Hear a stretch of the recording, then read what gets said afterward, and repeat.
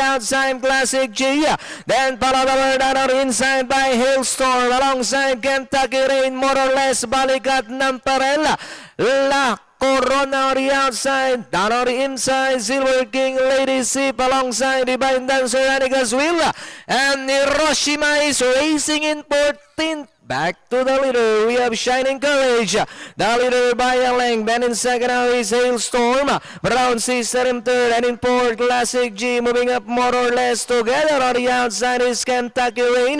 Running by the Balikat Namparel La Corona. Running by the Silver King. On the outside, Anika's Will, Lady Sip, Divine Dancer. And Hiroshima is still racing in 14th. And it's still Shining Courage followed by Hailstorm. Here comes Kentucky Rain, now moving up on the outside. Shining Courage by only Alec. Moving up now is Kentucky Rain to take the lead. It's now Kentucky Rain, Shining Courage more or less. It's Kentucky Rain by Oralang, Shining Courage more or less is on the outside. With Kentucky Rain by about 2 lengths now. And in second, more or less, Anika's Will on the outside. Kentucky Rain, Namparel. And finally, it's going to be Kentucky Rain, Anika's Will, Hailstorm, Namparel.